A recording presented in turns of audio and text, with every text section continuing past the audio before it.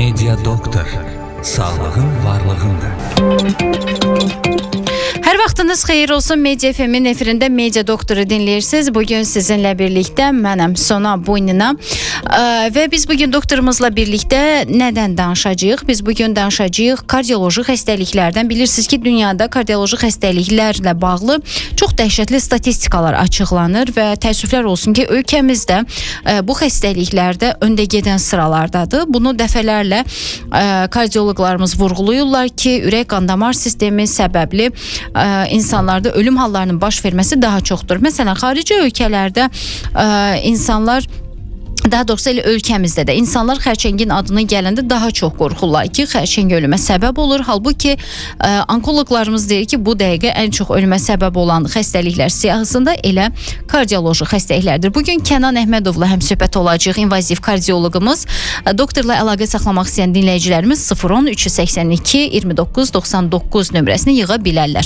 Birbaşa efirimizi yığıb dalğamızda sualını səsləndirmək istəyən dinləyicimiz varsa 055 999 1055 nömrəsini yığa bilərlər. Doktor, xoş gəldiniz. Axşamınız xeyir. Mən də hamını salamlayıram. Bütün izləyicilərimizi salamlayıram. Hamının axşamı xeyir olsun. Hamıya can sağlığı arzu edirəm əvvələ. Buyurun. Doktor, biz bilirik ki, bayaq da elə səsləndirdim, kardioloqlarımız da deyir ki, dünyada bu dəqiqə, elə Azərbaycanda da təəssüflər olsun ki, ölümə səbəb olan xəstəliklər siyahısında ürək qan-damar sistemi xəstəlikləri birinci sıralarda dayanır. Bugün peşəkar olaraq və bir mütəxəssis olaraq daha çox hansı xəstəlikləri öz təcrübənizdə görürsünüz?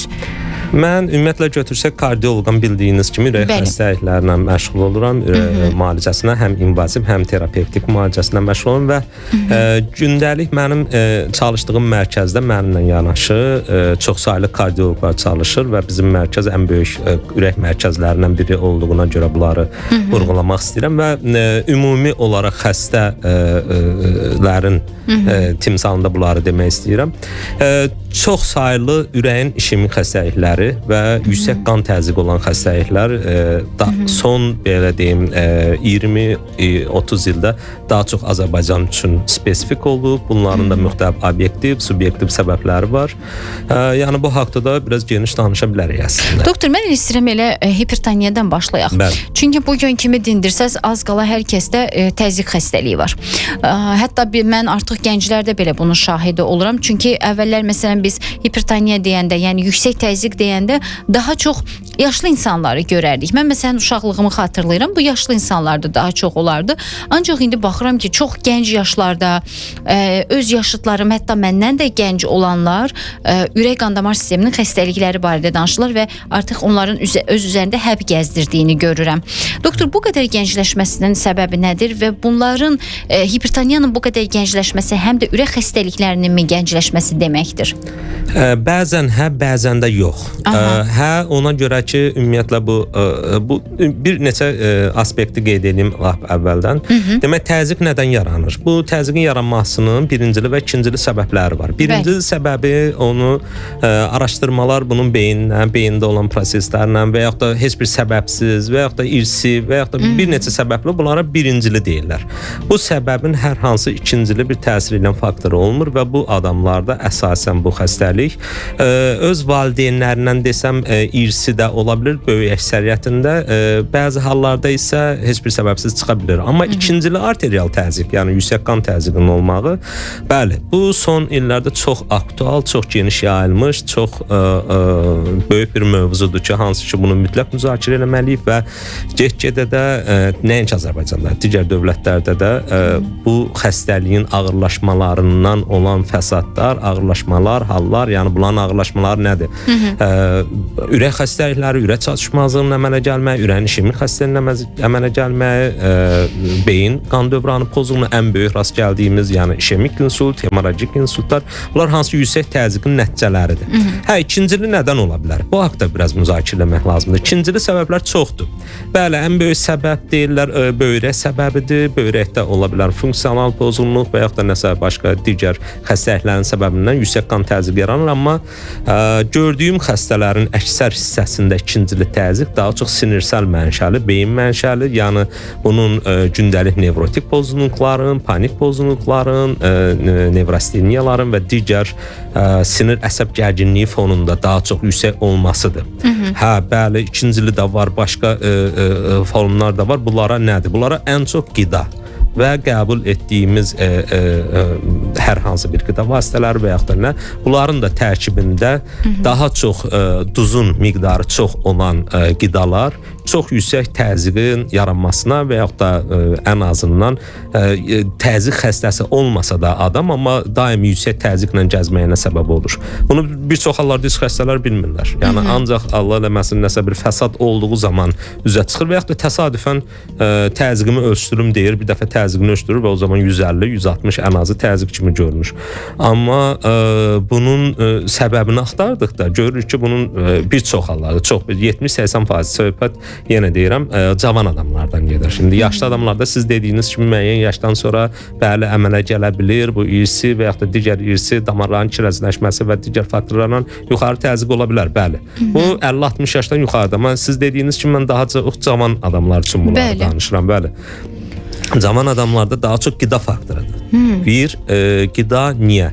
Qida da bu son zamanlar, yəni son 15 ilinin, 20 ilin yayılmış qidası fast foodlar, yayılmış qidası yarım fabrikatlar və digər qidalardır ki, hansı ki onlar deməzdim süni, amma ən azından gündəlik rasionumuzda çox rast gəlir. Hamı daha çox evdə yarım fabrikat daha çox istifadə etməyə meyilli olur, daha çox unlu məhsullardan daha çox istifadə etməli olur, daha çox duzlu və yaxud da daha çox şirin, adi istədiyimiz bütün içkilərin tərkibi, bəli. Onu bildiyimiz kimi çox yüksək miqdarda şəkər olur və bunlar da hamısı onu gətirir, çıxardır.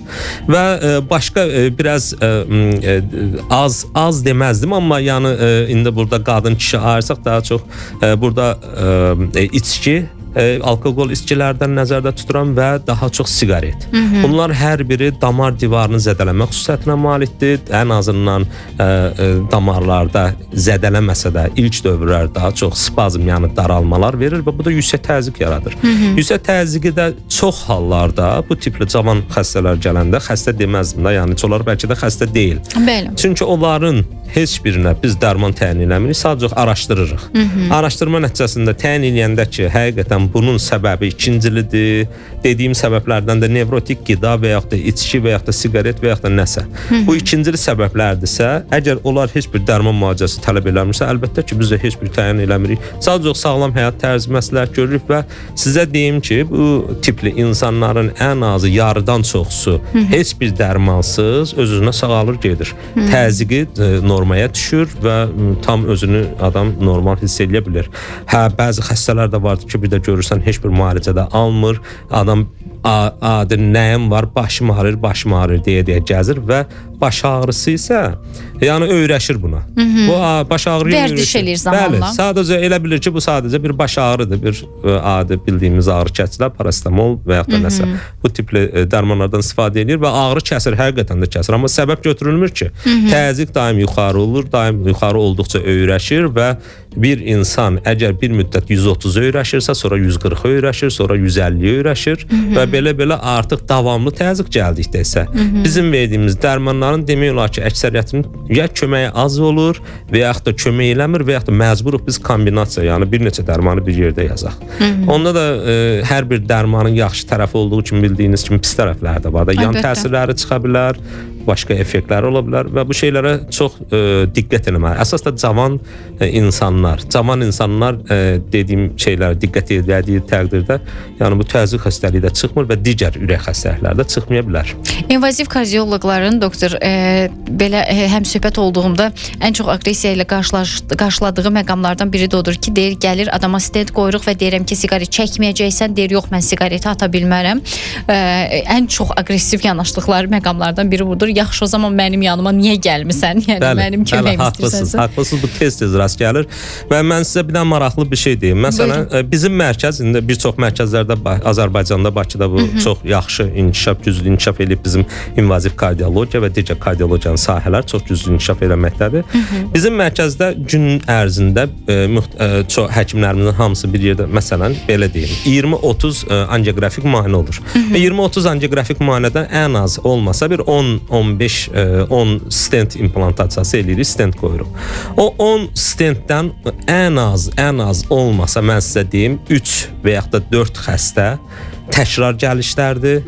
3-4 xəstə hansı ki əvvəl 1 il qabaq, bir neçə il əvvəl və yaxud da 1 ay əvvəl, 6 ay əvvəl müayinə olub və damarında ya daralma qeyd olunub, ya da həkim ona başa salıb ki, sənin damarın daralacaq və buna baxmayaraq adam siqaret çəkməyə davam edir. Hətta xəstələr stent qoyulub, xəstəyə tapşırmışıq siqaret çəkmə və xəstə siqaret çəkməyə davam edib və həm o damarı tutulub stent qoyduğumuz, həm də digər yanaşı damarlarda tutulub bir çox hallarda heç də kömək edə bilməyə bilirik. Təəssüflər olsun. Təəssüf olsun, onlar açıq əməliyyata gedirlər. Düzdür, açıq əməliyyat da bir alternativdir ondan da, amma həmin insanlar, sözə baxmayan insanlar belə deyim də, onlar ondan sonra da gedir öz işlərindən siqaretə davam edirlər və siqaretə davam elədikcə də o damarların iç qatı, yəni endotel elmi dildə belə zədələnir və tutulmalar artır. Doktor, qısa bir fasiləmiz olacaq. Fasilələrlə davam edəcəyik. Dinləyicilərimizin qulağı bizdə olsun. Çox qısa bir fasilə sonrası buradayıq. Media Doktor. Sağlığın varlığında. Media Doktoru dinləyirsiniz. Yeni qoşulan dinləyicilərimiz varsa onları bir də salamlayırıq. Əlaqə saxlamaq üçün və suallarınız varsa ünvanlamaq üçün ürəklə bağlı və ürək problemləri ilə bağlı 055 999 1055-i yığa bilərsiniz. Bugün studiyamızın qonağı invaziv kardioloq Kənan Əhmədovdur. Doktorla birbaşa əlaqə saxlamaq istəyən dinləyicilərimiz 010 382 29 99 nömrəsini yığa bilərlər. Biz fasilədən öncə danışdıq ki, hal-hazırda doktorumuz öz təcrübəsində daha çox hansı xəstəlikləri görür və hansı ürək xəstəliklərinə rast gəlinir təcrübəsində. Doktor, mən istəyərdim biraz işemik xəstəliklərə də toxunaq. Ürəyin işemik xəstəlikləri deyəndə biz hansı xəstəlikləri nəzərdə tuturuq? Yəni dedisi onlar da sıx görülür. İşemik xəstəlik deyəndə birinci bu sözün mənasını, yəni işemiya nədir? Qan dövranının pozulması nəticəsində ora oksigen və qidalı maddələrin çatdırılması pozulur və bu zaman işemiya olur. İşemiya təkcə ürəkdə olmur, işemiya beyində də olur, digər orqanlarda da olur, hər bir yerdə işemiya ola bilər. Hara ki qan dövranı pozulubdur hardasa, o zaman işemiya yaranır. Sadəcə ürək bizim ən vacib orqanlarımızdan, ən dayanmayan orqanımız olduğuna görə hər bir problemini dərhal üzə çıxardığına görə biz ürəyi lap birinci görürük və o zaman o daha çox ürəklə bu işemiyanı aşkar edib və müalicə etməyə çalışırıq. İşemiya da müxtəlif səbəblərdən ola bilər. İşemiya ilk əvvəl daha çox damar spazmı və yaxud da damar tutulması, damar tutulmasının ən böyük səbəbi damarın daxili qatına, intima qatına xolesterin və yağlı maddələrin toplanmasıdır və toplanma nəticəsində də onun içinin mənfəzinin, daha doğrusu diametrinin daralması olur və daralma nəticəsində də aydın məsələdir, axan qanın miqdarı orqana azalır və bu zamanda orada qansızlaşma, oksigensizləşmə və başqa digər problemlər yaranması nəticəsində işemiya yaranır. Bildiyiniz toxumalar ölür. Bəli, ölmür yox. İşemiya başdan ölmək deyil. Bəli, boğulur və get-gedə öz funksiyasını itirməyə başlayır. O toxumalar da hamısı bildiyimiz kimi kiçik hüceyrələrdən ibarətdir. Kiçik hüceyrələrə də oksigen çatmayanda, qidalı maddə çatmayanda aydın məsələdə onlar öz funksiyasını itirir, atrofiyalaşır. Belə deyim, yəni tək onların ölməsi və get-gedə atrofiyası baş verir və bunun da müxtəlif forması var. Kəskin işemiyası var, xronik işemiyası var. Xronik işemiya elə bir şeydir ki, yəni bu tədricən əmələ gəlir. Tədricən qan dövranı pozulur, tədricən az qan gedir və hüceyrələr az-az məhv olmağa gedir və atrofi zəif sürətdən gedir. Kəskin zamanı olur. Kəskin işemiya artıq bu bildiyimiz el arasında dediyimiz o infarkt olmalıdır. O zaman o damarın mənfəzinin tam tutulması və yaxud da ən azı 99% tutulmasıdır və bu zaman kəskin işemiya əmələ gəlir. Kəskin işemiyada bir müddət keçdikdən sonra əgər müdaxilə olunmazsa, damar açılmazsa və yaxud da uyğun müalicə başlanmazsa, bilinməzsə, bu artıq get-gedə infarkta çevrilir. İnfarktdan sonra, yəni o zona hələ yenə geri dönmə şansımız var. Bu zamanda bizim 6-12 saat müddətinə vaxtımız var ki, bu məsələni həll eləyək. Oradakı səbəbi götürək, tromb və yaxud da xolesterin və yaxud da digər səbəbləri oradan götürək, damarın mənfəzini açaq və qan dövranını bərpa eləyək. Bunu da bacarmadıqsa və yaxud da çatdırmadıqsa xəstə və yaxud da xəstəxanadan çox uzaqdadır və yaxud da nəsə digər bir səbəblərdən, o zaman artıq infarkt, çapıqlaşma, orada infarkt, geri dönməz dəyişikliklər baş verir və həmin toxumanın çapıqlaşması baş verir. Doktor, çox üzr istəyirəm. Telefon xəttində dinləyicimiz var dedilər. Alo. Salam aleyküm. Salam, hər vaxtınız xeyir olsun. Kiminlə danışırıq? Doktorumuzu salamlayıram. Adım Yusif Doktor, Bey. zəhmət olmasa qulaqlığı taxın. Yusif Bey, buyurun Yusif Bey. Deməli, mən oğlumla bağlı, sualım oğlumla bağlıdır. Çox üzr istəyirəm. Deməli, mənim oğlum oktyabr ayında əskəriyə çağırıldı. Getdi bu oktyabrda. Akasiya bunda uşaqlıqdan anadan gəlmə, belə deyək də, lori dildə deyim, bu klapanın biri yox imiş. Bəli. Əskərlik edəndən sonra bilindi, burada yox. Mənim oğlum da düz 2-ci sinifdən 11-ci sinif qutarana kimi sərbəst güləşlə məşğul olub, idmançıdır. Heç nə hiss eləməmişik, heç bir hissiyat verilib olmayıb da. İndi mən bilmək istəyirəm, doktordan xahiş edirəm, mənim sualıma cavablandırsın mümkünsə. Mən nə addım atım, neyiniyim, əməliyyat mı lazımdır bu uşağa, yoxsa indi gəlib də, 1-2 gündür gəlib uşaq. Yusuf Bey, xəttdən ayrılmayın, zəhmət olmasa gözləyin. Doktor, buyurun. Yusuf Bey, çox gözəl salamlayıram sizə ilk əvvəl. Birincisi, bu tutulan və yaxud da olmayan və yaxud da funksiyasını itirmiş və yaxud da funksiyası zəifləmiş hər hansı bir qapaq, hansı qapaq olmağı önəmlidir. Orada yəqin ki, sizə hər hansı bir müayinə olub da ekokardiografiya müayinəsi və yaxud da digər müayinələr, indi mən onları bilmirəm, görməmişəm, ona görə demirəm sizə, amma əsasən bu problem ekokardioqrafik müayinə nəticəsində tapılır.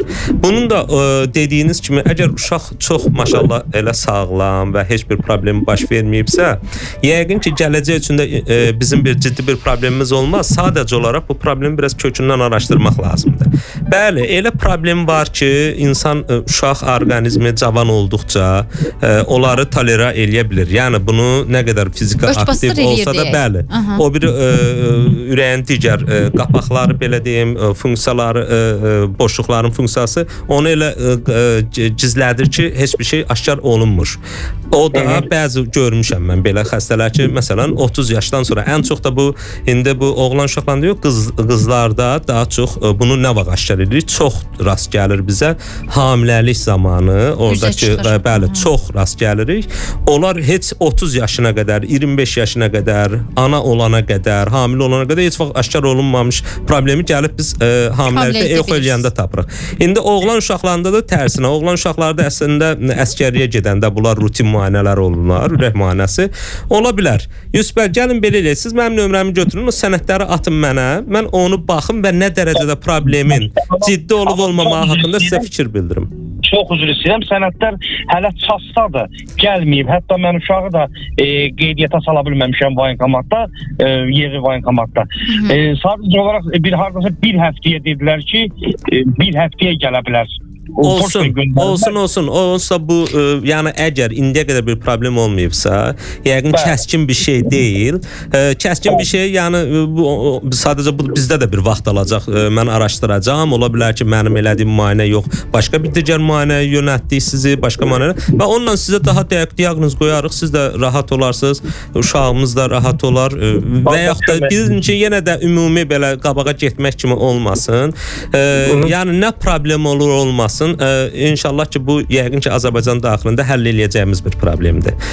Çünki bu qapaq qüsurlarıdır, ürəkdə olan hər bir şeylər, problemləri Allah şükür Azərbaycan dövlətində həll olunur və heç narahat olmanıza əsas yoxdur. Sadəcə sənədləri o bir həftə sonra, 5 gün sonra siz mənə atarsınız, mən sizi düzgün yönəldərəm, çağıraram, gələr, baxar, uyğun mütəxəssisə göndərərik və sizə şad xəbər deyərik ki, bir şey olmaz inşallah. İnşallah. Təşəkkür edirik. Yusuf Bey, çox sağ olun zənginiz üçün. Buyurun. Təşəkkürlər.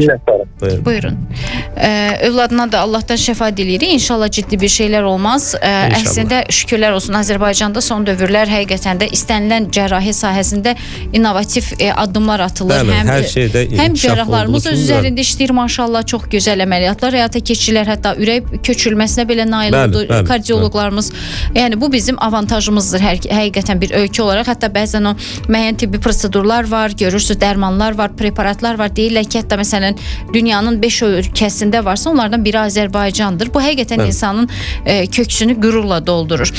İnşallah ki Yusuf bəyin də övladı üçün tez bir zamanda kardioloqlarımız bir çarə taparlar.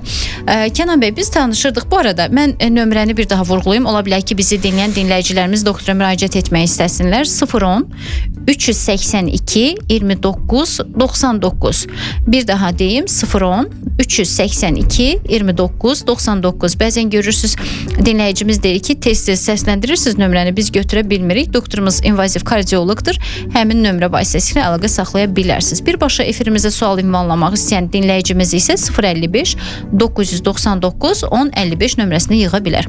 Doktor, mən istəyirəm, əslində kardiologiya o qədər geniş sahədir ki, qarşımda kardioloq əyləşəndə bilmirəm ki, hansı sualı verim ki, onları aydınlaşdıraq, çünki suallarım çoxdur. Mən istəyirəm doktor, biraz bu son dövrlər çox görülən idman zallarındakı ürək tutmalarla bağlı sizə sual verim. Bu sualı vermədən dayana bilmərəm sizə. Ard-ardına hətta biz çox məşhur olan bir aktyorumuzu da itirdik. Bunu da ürək tutmalarının üzərinə. Yəni nə olsa insanlar ürək tutması deyə bilirlər. Həqiqətən mi ürək tutmalarıdır səbəb? Bu çox böyük, son vaxtlar aktual, çox geniş yayılmış mövzudur. Burada bir neçə nüansı qeyd edim. Birincisi, onu deyim ki, bəli, burada çox əksər səbəb ürək səbəbidir. Niyə doktor? Sağlam həyat tərzi keçirən insanlar? Sağlam həyat tərzi, əvvəllər bu qədər çox fitness zallar yox idi. Əvvəllər bu qədər çox, düzdür, fiziki aktiv olurdu insanlar, amma yəni fitness zallarda bildiyimiz kimi başqa ola bilər, ağır atletik idmanlarla məşğul olurlar, ağır yüklərlə çalışırlar və yaxud da crossfit hərəkətləri, bunlar da daha çox yüklənmə verir ürək üçün və bunlar da əgər hər hansı bir problem varsa, ürəkdə xırda bir problem, onu daha çox artırır, qabarıq üzə çıxardır. Bu fitness zallarda və idman zallarında olan səbəb, əsas səbəb də əlbəttə ki ürəkdir. Yəni siz özünüz bir şey, sadə bir şey misal çəkim, bir idmançını bir klubdan digər kluba alanda, bəlkə də görmüsünüz, futbolçuları daha çox belə görürlər. Bir klubdan digər kluba alanda onu birinci o qaçış testində test edirlər, kardioqramma, biz ona stres test müayinə deyirik də.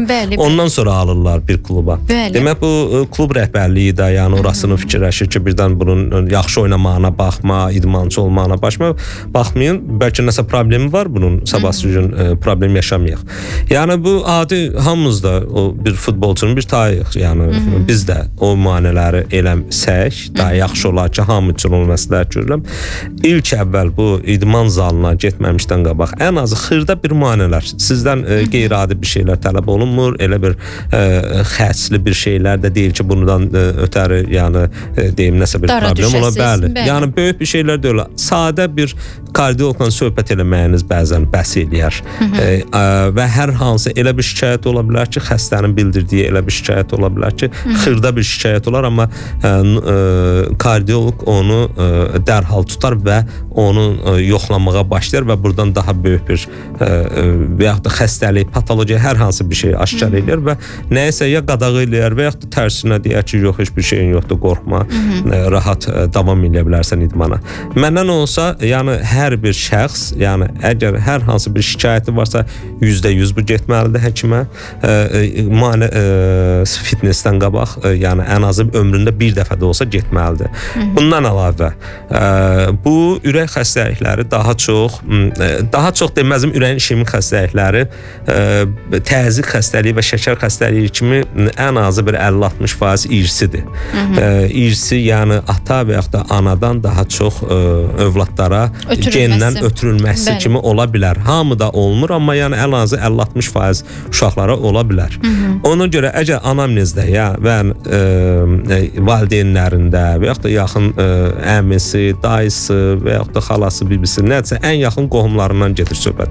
Əgər cavan yaşlarında infarkt olmuş, cavan yaşlarında qəfləti ürək ölümü olmuş və yaxud da cavan yaşlarında hər hansı bir təzyiq xəstəliyi, beyin insultu və yaxud da nədirsə digər bir damar xəstəliyinə uyğun bir şikayəti olmuş, əsasən də bu qrup insanları vurğulayıram. Çünki böyük əksəriyyət bu qrupun içindədir. Böyük əksəriyyətdə bu irsi gəlib olan xəstələrdə olur. Onlar yaxşı olar ki, mütləq, yəni fitnessdən qabaq bir dəfə heç olmasa ömrlərində ən sadə müayinə, EKO, EKG, sadə bir neçə şeylər onu yoxlatsa çox gözəl olar. Burada təkcə yəni ciddi patologiyalardan getmir söhbət. Burada yüngül patologiya da ola bilər. Heç vaxt adi bayaq siz danışdıq, biz yüksək təzyiqdən danışdıq. Adi təzyiq. Hər hansı bir həkimə getdiyi zaman sadəcə bir təzyiqin ölçməyi, təzyiqi ölçdüyün zaman həm yüksək təzyiqin olub olmamağını bilirsən, həm ürək ritminin regular olub olmamağını bilirsən. Yəni ürək ritm pozulunu, yəni aritmiyalarının olub olmamağını bilirsən. Həm o ürək ritminin sayını bilirsən ən azından. Yəni bu özü böyük bir informasiyadır. Həm xəstə üçün, həm həkim üçün. Yəni bunlar normal olduğu təqdirdə o biri müayinələri daha rahat və yaxud da daha planlı eləmək olar. Amma bunlarda bir problem çıxdığı zaman artıq daha ciddi yanaşmaq lazımdır məsələyə və idmanı da o müayinələrdən sonra məsləhət görüb və yaxud da görməmək olar. Yəni belə bir şey. Aydındır. Xəbəriniz olsun ki, deməli, bir statistikanı, daha doğrusu artış rəqəmlərini dinləyicimizlə bölüşəcəm. Eyni zamanda doktorumuzla da və sonra ardından bir sualım olacaq. Deməli, 2020-ci ildə 0-17 yaş arasında olanlardan həkim kardioloqlara müraciət edən insanların sayı 49 min olub. Bu 2021-ci ildə, yəni bir il sonra 69 minə yüksəlib. 2022-ci ildə 76.109 nəfər təşkil edib. 18 və daha yuxarı yaş qrupunda olan insanlar 2021-ci ildə 467.911 nəfər, 2021-ci ildə 491.678, 2022-də isə 579.704 nəfər olub. Çox ciddi rəqəmlərdir əslində Azərbaycana görə, çünki bizim yəni əhali sayımız var və hər il dünya statistikasından 18 milyon insanın ölüm səbəbinin kardioloji xəstəliklər olduğu vurğulanır. Doktor, bu statistikaya baxsaq, kimlər bugün daha ciddi olaraq, düzdür, müəyyən bir insanları, qrupları vurğuladınız. Həm EKO-ya mütləq gəlməlidir ya da angiografiya olunmalıdır? Bəli. Bir neçə şey deyim mən burada. Birincisi, bu statistikanın artma səbəbinin təkcə xəstələrin sayının artmağından yox, bir də tibb müəssisələrimizin inkişafında qeyd edirik.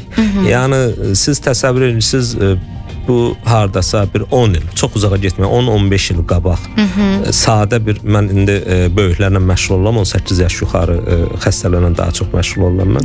Aşağı yaşlarla daha çox pediatrik, yəni uşaq kardioloqları məşğul olurlar. Yəni bu mərkəz Bakıdan başqa heç bir yerdə yox idi, uşaq kardioloqları. Ancaq Bakıda da təkdən sayılan 1-2 yerdəydi. İndi maşallah, yəni bir çox mərkəzlərdə çox yüksək səviyyəli, çox savadlı, yəni xaricdə təhsil almış, təkcə Türkiyədə yox, Türkiyə, Almaniya və digər dövlətlərdə təhsil çox güclü uşaq kardioloqlarımız var, nəzərinizə çatdırım. Və onlar elədikləri prosedurlar, yəni mən Almaniyada da işləmişəm, görmüşəm, Türkiyədə də görmüşəm, əvvəllər Avstriyada da olmuşam, bilirəm mən bunları. Yəni onlarla eynidir, başa-baş işlər görürlər və bu yaxşı əlamətdir. Əslində bu həkimlərin, xəstələrin xəstələrin həkimlərə müraciət etməyə ən böyük səbəblərdən biri budur. Çünki mütəxəssislərimiz artıb və orada sahələrdə oturan pediatrlar, indi mən uşaqlardan danışıram, ona görə pediatr dedim, və onu düzgün yönəldirlər. Hər hansı qulaq astında, məsələn, 20 il bundan qabaq hər hansı bir pediatr əgər qulaq asırdı, xəstənin ürəyində küy eşidirdisə, ya bunu ciddi almaya bilərdi və yaxud da nəticə küy o qədər kobud olmalıdır, gözə girən olmalıdır və xəstəni daha mütəxəssisdir, uşaq kardioloquna yönəldərdi və həkimi də qınamıram, çünki uşaq kardioloqu yox idi, var idisə çox az idi. 3-5 nəfər uşaq kardioloq. Ancaq indi daha rahatdır. İndi yəni çox rahatdır və rayonlarda da artıq həkimlərimiz gedir, rayonlarda müayinə edir, gəlir, böyük şəhərlərdə də var, yəni çox kifayət qədər bu iş inkişaf edib. Doktor, ümumiyyətlə sözünüzü unutmayın. Bizim son dövrlər doktorlarımızın bölgələrə səfərində nəyi görürəm? Çox insan işi ilə əlaqəli paytaxta gələ bilmədiyi üçün yerli olaraq həkimlərlə görüşürlər və müxtəlif sahələrdən olan həkimlərimizdə mən bunu görürəm. Hamısı deyir ki, orada daha ağır vakalar var, daha ağır versiyalı belə deyək xəstəliklər var və onları yerindəcə aşkar etdiyi üçün doktorlarımız bölgələrə indi daha çox gedib gəlməyə başlayıblar. Bəli, bu çox yaxşı sualdır. Həqiqətən çox aşkar olunur. Mən özüm də gedirəm, bir neçə dəfə bir neçə bölgəyə getmişəm. Elə xəstələri tapırsan yox, özləri heç vaxt həkimə müraciət eləməyib adam. Bəli, sizin gedişinizə özəl gəlirlər. Orada da kardioloqa da müraciət eləməyib götürəndə. Bax, adam... Eşidirlər ki, Bakıdan gəlir həkim. Bakıdan gəlir, mən indi Mingəçevirə gedirəm, məsələn deyirəm. O Mingəçevirdə çox da yaxşı normal kardioloqlarımız var, EXO da var, EKG də var. Yəni adam heç ora getməyib. Bilmirəm, yəni heç həkimə müraciət eləmək istəmir və iş işdən keçəndən sonra gəlir. Artıq elə mərhələdə gəlir ki, ona ya kömək eləmək olur, ya da çox az kömək eləmək olur. Onları da düzgün yönəltmək elə özü böyük şeydir. Yəni ona görə mən sizə düzgün vurğuladınız ki, orada o oturan regionlarda oturan həkimlərimiz də maşallah o qədər artıq son vaxtlar çox inkişaf edir və onlar da daim özlərində işləyirlər. Mən çox görmüşəm rayonlardan, regionlardan olan həkimlər Almaniya kursa gedirlər hər il. Hər il Türkiyə kursa gedir hər il və o bizim Azərbaycan dövlətinin səhiyyəsini çox qaldırıb. Doktor, əlbəttə, və həm də ona görə də çox belə bu xırda problemləri artıq vaxtında biz üzərə çıxarda bilirik. Doktor, kardioloq olaraq yəqin ki, bu sözümə də dəstək verərsiniz. Məsələn, Gəncədə çox güclü kardioloqların yerləşməsi nə qədər infarktların qarşısını aldı. Çünki doktorlar Bakıya gəlib çata bilməyən pasientlər yaxın bölgələrdən rahatlıqla Gəncədə gedib, məsələn, artıq problemlərini həll etməyə başladılar. Mənim özümün bir neçə qohumum, məsələn, Bakıya heç çatmazdı. Yəni Gəncədə gedib infarkt olublar, bəli, xilas olubdu, damarı açılıbdı, stent qoyulubdu və yaxud da stent qoyulmayıb, açıq ürək əməliyyatı olub və indi də adamlar yaşayır. Çox yaxında qohumlarım və bundan da fayda görür və hələ də yaşayırlar və yenə də onlara minnətdaram. Yəni nə qədər güclü mərkəzdə olsa Bakıda vaxt önəmlidir. Bəli, ürək o xəstəliklərdə. vaxta çatdırmayandan sonra istəyirsən Azərbaycan Bakıda nə qədər güclü olsun, vaxta çatdırmadınsa iş işdən keçmişdir artıq. Əlbəttə. Doktor, Mingəçevirə nə zaman gedirsiniz? Mən ayda bir və yaxud da 2 dəfə həftə axırları gedirəm orada xəstəm. Instagram hesabınız varmı? Var. O zaman dinləyicilərimizə Instagram hesabınızı da vurğulayaq. Yəqin ki, Doktor Kənan Əhmədov. Bəli. Doktor Kənan Əhmədov səhifəsindən Instagramdan izləyə bilərsiniz. Nəyə görə deyirəm? Çünki ola bilər bölgələrdən dinləyən bizi dinləyicilərimiz olsun. Nə zaman gəlməyinizlə bağlı maraqlana bilərlər. Deməli ayda bir dəfə Mingəçevirə gedirsiniz. Bəli, 1 ya 2 dəfə gedirəm. Aha. Xüsusi bir mərkəz varmı orada qeyd etdiyiniz? Orada qeyd elədiyim 2 mərkəz var. Telefon açdıqları zaman mən onları yönəldə bilərəm. Aydındır. Səhifə doktorun nömrəsini bir daha vurğulamaq istəyirəm. 010 382 29 99 nömrəsi ilə əlaqə saxlaya bilərsiniz. İnvaziv kardioloqumuz Kənan Əhmədov studiyamızın qonağıdır. Kardioloji xəstəliklərdən, ürək xəstəliklərindən danışırıq. Əgər hər hansı şikayətiniz və narahatlığınız varsa doktora müraciət eləyə bilərsiniz. Doktor, mən istəyərdim bir qədər də sizə sual verim. Bu belə deyək, qapaq problemləri ilə bağlı. Bəzən görürsüz, bu bayaq elə dinləyicimiz də bununla bağlı zəng eləmişdi. Görürsüz, bu anadan gəlmə olur, bəzən heç aşkar olunmur, bəzən görürsüz, hətta övladlarını yoxlatmadığı üçün mən bunun şahidi olmuşam həyatda. Məsələn, övladını idmana qoyub və uşaq üstünə təcili yardımla gəlib ki, bəs sən demə ürəyində qüsur var imiş.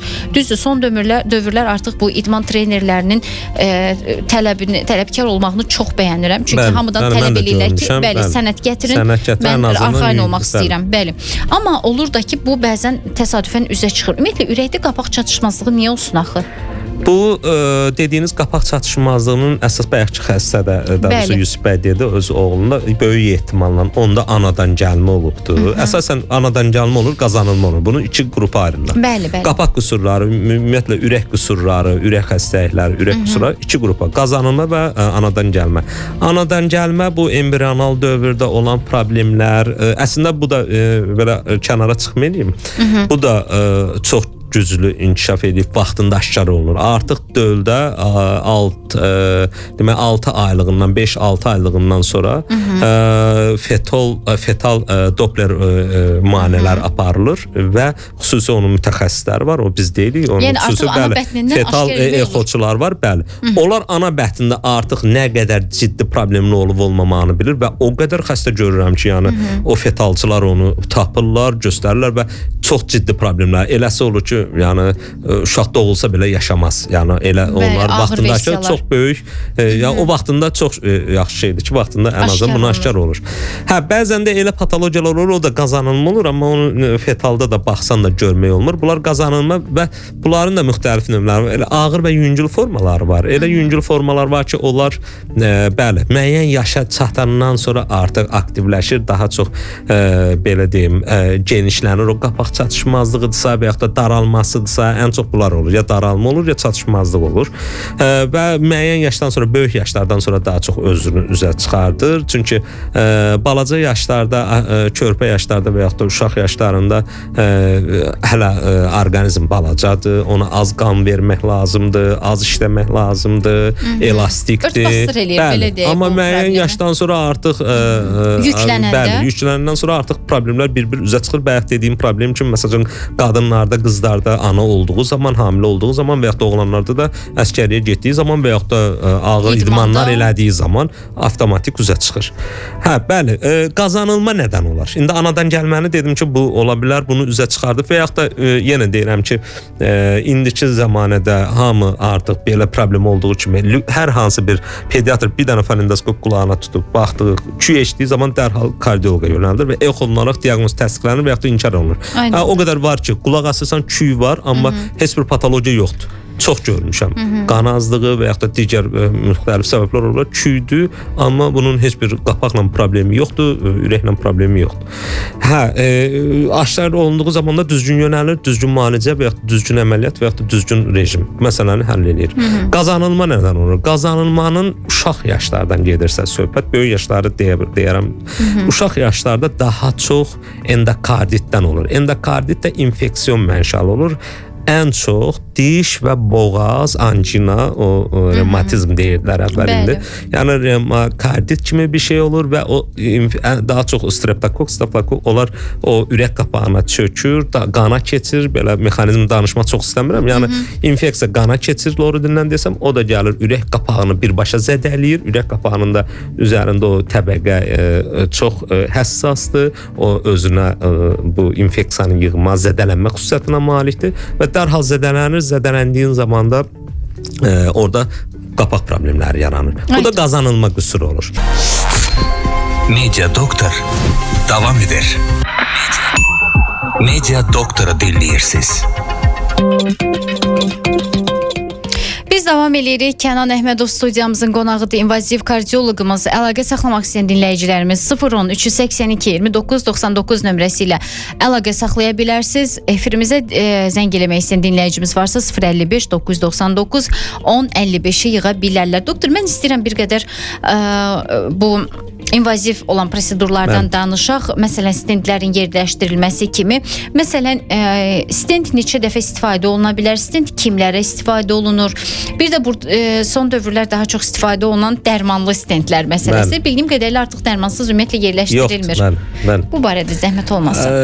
Ümumiyyətlə stent nədir? Bilirsiniz, stent xüsusi hazırlanmış diametri 2.5 mm-dən tutmuş 4-4,5 mm mm, bəzən də 5 mm olur. Söhbət mən sizə deyirəm, ürəyə qoyulan stentlərdən gedir. Bəli, aşağı ətraflara və ya da başqa böyük damarlara qoyulan stentlər əlbəttə ki, daha böyük ola bilər. Mən sizə ürək damarına qoyulan stentlərdən deyirəm. Bəli. Ölçüsündə tor şəklində xüsusi materialdan, metaldan hazırlanmış bir vasitədir, hissədir. Bəli, onu stentin qoymaq mexanizm nədən ibarətdir? O bükülü vəziyyətdə olur. Onu ürəyin damarının dar yerinə keçiririk. Xüsusi genişləndirici, hava genişləndirici vasitəsilə onu onun içində açırıq və o qaytarıb yığılmır. Yığılmırsa avtomatik o dar yer açıq qalır və oradan qan dövranı normal bərpa olur. Ürək də kifayət qədər qanını alır və kifayət qədər qidalanır, oksigen alır və ürəyin işemiyası aradan götürülür. Ömrü nə qədərdir doktor? Ömrü bu bir qədər individual yanaşmaq lazımdır bu suala. Siz deyən kimi indi bir kəlmə ondan deyim ki, yəni bu dərmanlı, dərmansız və bu dərmansız stent məsələsi daha əvvəldə qaldı. Çünki lap əvvəl yarananda, bu stenti kəşf edəndə, düzəldəndə bunun dərmansız variantı olub. Sonradan xüsusi, indi bunu tibbi olaraq demək istəmirəm, bəzi xüsusi tərkiblər var. Onlar hansı ki, bunun stentin içinin tutulmanın qabağını alır. Onlarla bir yerdə olan stentlər kəşf olundu. Son 15 ildə artıq dərmansız stent qoyulmur demək olar ki.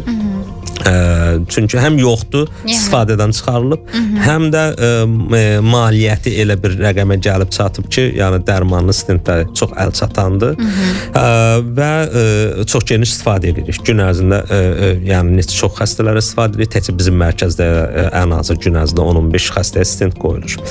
Harda qoyulmaq lazımdır? Birinci bunu danışaq ki, nə zaman qoymaq lazımdır? Burada məsələ elə gəldi, stent qoydum, çıxdı, getdi. Bundan getmir. Yəni bu stent qoymaq özü texniki bir işdir. Texniki girdin, qoydun, çıxdın. Həkimin iş eləmək lazımdır. Yəni hansına lazımdır, hansına yox. Elə damar var ki, ona stent qoymaq olar, elə damar var ki, ona stent qoymaq olmaz. Məsələn, diametri elə balaca, elə kiçik olan damarlar var ki, bəli, orada 99% daralma olsa, ona stent qoymağın heç bir mənası yoxdur, çünki o tutulacaq. O zaman başqa belə xüsusi vasitə var, dərmanlı balon deyirik. O həmin o dərmanla o damarın içini genişləndirir, amma stent qoymuruq. O çox yaxşı nəticələr almışıq bununla bağlı, dərmanlı balonun. Bəli, belə də olur.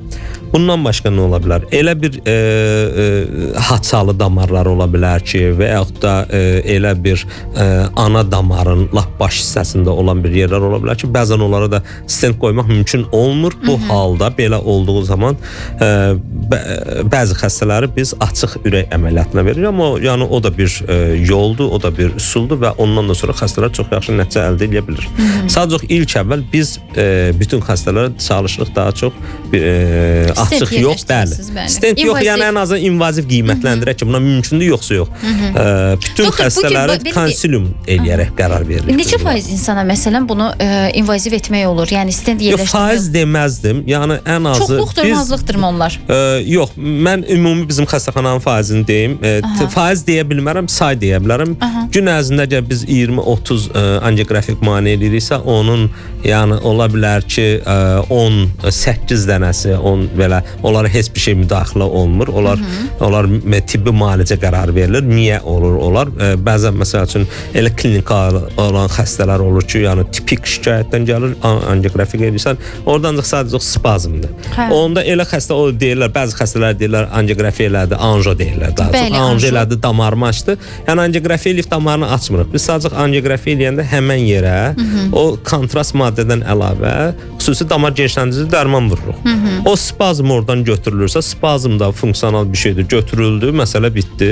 Onunla xəstə sağalır, çıxır, gedir. Elə isə düz deyirlər. Angiografiyada bunu eləmək olur. Orada angiografiyada, o da hamı üçün yox. Bəli, bir dediyim 30 xəstədən bir 8-i onu belə olur. Və yaxud da heç bir şey olmur, deyir ki, damarların təmizə çıx get. Qalan 20 xəstənin ən azı 10-15-inə biz stent qoyuruq. 13-15-inə stent qoyuruq. Yəni bunun bir tutulma dərəcəsini deyim və yaxud da yeri bizə elə uyğun olur ki, biz onu stent məsələsindən həll edə bilirik və yaxud da dərmanlı balonla. Aydındır. Qalan 3-5 xəstə ki qalır, o 30 xəstədən, onlara artıq ya onun damarı pis olur, elə bir Əməliyyat. vəziyyət pis deməzdim. Yəni bu biraz belədir. Elə bir qəliz bir yerdə olur ki, ona müdaxilə etmək riskli olur. O riski özümüzü və xəstəmizi atmamaq üçün o riskə biz onu əməliyyat təklif edirik və əməliyyatdan da çox gözəl nəticə alırıq. Və yaxud da elə bir şey olur ki, bəzən bugünkü xəstəmi deyim, bir damarında çox yüngül bir daralma var idi. Ona rahat-rahat stent qoya bilərdik. Amma ona stent qoymadıq. Niyə? Çünki onun ciddi qapaq qüsuru var idi. O qapaq qüsuruyla onsuz da o adam əməliyyata girəcək. Aydındır. Onsuz da girəcəksə də... İnvaziv etməyimizin nə adı var? Bəli. Onu biraz işimizi uzadarıq. Xəstənin işini uzadarıq. Çünki biz invaziv elədiyimiz zaman ona xüsusi qandırıcılar veririk. O da ən azı 2-3 ay o dərmanı içməlidir. Ən azı. Bəlkə də çox. Əslində bunun periodu 1 ildir. Sadəcə təcil əməliyyat olduğu zaman 2-3 ay minimum içməlidir. Biz onda xəstənin sağlamlığına risk atmalı oluruq və yaxud da biraz şübhəli məqam qalır. O zaman biz xəstəyə təklif edirik ki, onsuz da açılır, orada qapaq qüsuru həll olur. Həll olunduqca damarı da həll edəcəklər, məsələni düzəldəcəklər. Yəni xəstə də razılaşır və gedir. Çox yaxşı da nəticə olur, bir dəfəlik. Doktor, bir insana neçə stent yerləşdirmək olar? Onun sayı yoxdur. Bu biraz belə nisbi sualdır. Elə sual yoxdur. Çox xəstə bunu görmüş. Çox düşünürlər, çox sual verirlər. Onların dilindən verirəm bu sualı sizə. Belə xəstə, mən 17 stent qoyulan xəstə də görmüşəm, 18 stent qoyulan xəstə görmüşəm. Deyim ki, Azərbaycanda qoyublar bunu, yox, Almaniyada qoyublar. Almaniya bildiyimiz ən güclü, yəni tibb ocaqlarından biri. Almaniya 17 stent, 18 stent qoyublar. Hansı ki, onu bəzən əməliyyatdan da eləmək olardı. Amma bu qərarı siz, mən bunu belə oturaraq bir dəfə tez verə bilmərik. Biz bunu konsiliyum edirik. Əlbəttə ki, çox stent olmaq çox da riskdir. Niyə? O yad maddədir, implantdır. Çox olanda damarın tutulma ehtimalı da artır. Amma elə yerlər də var ki, onu bəzən olur ki, sizə bir dənə də şey deyim, bir stenti qoyuruq bir bölgəyə. Onun içi elə tutulur ki, təzədən onun içinə ikinci dəfə bir stent qoymalı oluruq. Mən onu deyəcəydim sizə ki, növbəti dəfə eyni damara müdaxilə. Bu özü hər dəfə o damarın riskini artırır, xəbəriniz olsun. Bəli, onun mənfəzini daraldırıq, onun içinin xolesterin və trombun toplanma ehtimalını artırırıq. Bu da sabahsı gün təzədən onun tutulmağına səbəb olur. Ona görə biz o şeyləri çalışırıq, ona qaçmayaq. Ən axırıncı seçim kimi onu üsulu seçək. Mümkün qədər seçmirik. Amma yenə də dərmanlı balon, indi son 5 ildə, 10 ildə çıxan dərmanlı balon o məsələni xeyli qabağını alıb. Amma bəzən görürsən əlacımız olmur, onu da eləməli oluruq. Doktor, təşəkkür edirəm sizə. Çox sağ olun gəldiyiniz üçün. Çox sağ olun hər şeyə görə. Və ən əsası odur ki, bizi dinləyən dinləyicilərimizə əminəm ki, bu dəqiqə bizi çoxlu sayda kişi həmvətənlərimiz dinləyirlər. Eyni zamanda ən çox kardioloqların problem yaşadıkları pasiyent kateqoriyası onlardır. Evet. Çünki anjudan sonra eyni zamanda stentlərin qoyulması, hətta ürək əməliyyatından sonra belə siqaret çəkməklə bağlı onları xəbərdar etmələrinə baxmayaraq bəzən görürsünüz onlar siqareti açmaq istəmir. Çox ciddi problemdir, çox aktual məsələdir. Bu siqaret məsələsində çox hamı üçün məsləhət görürəm, düzdür. Siqaret çəkmək, bəzi adam ola bilər, deyə bilər ki, mənim babam 80 yaşa qədər siqaret çəkib, heç nə olmayıb. Amma birincisi, indi olan siqaretlər bilmirəm, yəni o siqaretlər deyil. İkincisi, nikotin bütün damarların divarını zədələyir. Təkcə siqareti nəzərə almayın. Siqaretlə bir yerdə hamı yeməkdə yeyir.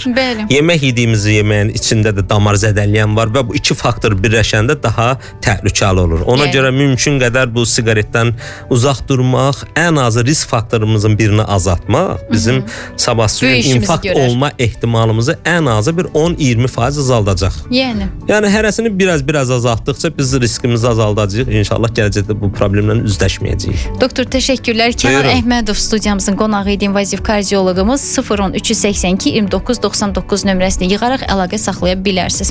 Biz ayrılan zaman yekunlaşır. Siz Media FM-in efirində Media Doktoru dinləyirdiniz. Aparıcınız mən Sona Buynina. Proqramı sizə təqdim elədim. Bugün biz kardioloji problemlərdən danışdıq. Maksimum çalışdıq ki, el arasında insanları narahat edən məsələlərə toxunaq. Ümid edirəm sizin işinizə yaradı müzakirəmiz. Media FM-dən ayrılmırsınız, bizim dalğamızda qalırsınız. Özünüzə yaxşı baxın.